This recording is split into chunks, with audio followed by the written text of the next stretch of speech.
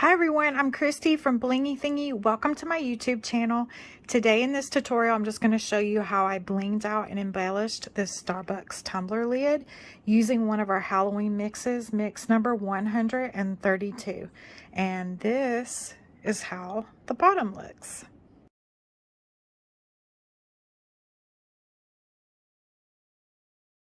The first thing that we're going to do is we're going to sand the lid, and this is going to help the rhinestones and the pearls to better adhere to the surface.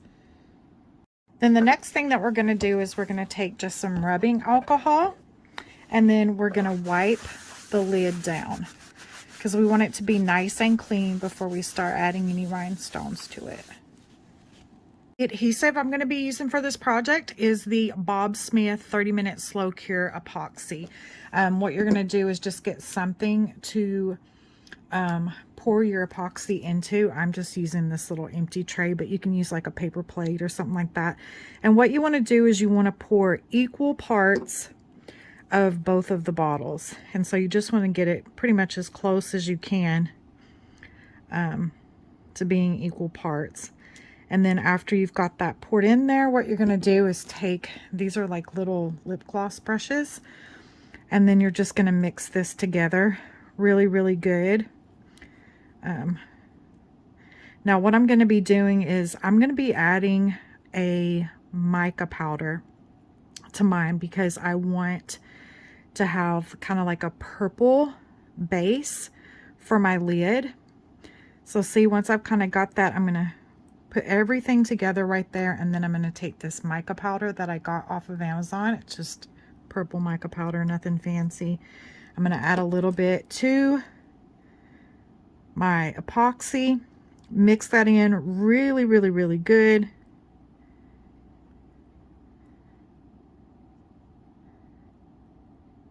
And I only want to make, because this cures in 30 minutes, so I don't want to put too much in here because I don't want it to dry out before I get to use it. So I'm just going to start with a really small amount first for my lid, and then I'll make some more when I need it. So for this project, I'm going to be using our mix number 132. It's one of our Halloween mixes. So I'm just going to take that, and I just always pour my stuff on a paper plate. That way I can like really spread it out so I can get to everything really quick. Okay, so now I'm just going to start putting some of this epoxy onto my lid, and see that? See how it creates this really pretty purple base for me now. So when there's spaces in between the rhinestones and the pearls, you won't be seeing the clear lid. You'll be seeing this kind of pretty, slightly sparkly purple base. And that is what I'm going for. So I'm just going to start with a small part of this lid. Just going to get all of that out. And then what I'm going to use to pick up the rhinestones and the pearls is this yellow wax pencil, which works so nice. Now, normally the first thing that I kind of like to do is go along the edges and do that part first. And you can just use an assortment of sizes, but you do want to be really careful that when you're placing these down, that none of the rhinestone or the pearl is hanging off the edge right here, because if it starts hanging off the edge, it can get caught, and it can cause it to pop off, and so you don't want that. So now I'm just going to go, and I want to use a nice, when you're working with mixes that have both rhinestones and pearls, you really want to make sure that you're using a variety of everything. And then just kind of, so I want to use like some green, I want to use purple, I want to use the assortment of sizes, and then I'm going to take those smaller sizes of rhinestones and pearls to squeeze into the smaller spaces. And then I'm just going to continue to go all the way around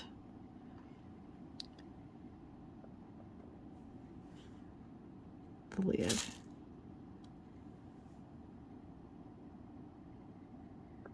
And then the really nice thing is that you're able to move your rhinestones and pearls around because this hasn't set yet.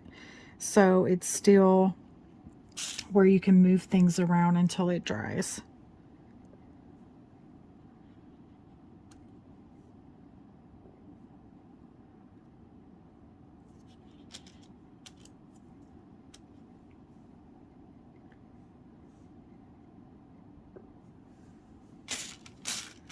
And sometimes you just have to kind of dig around in your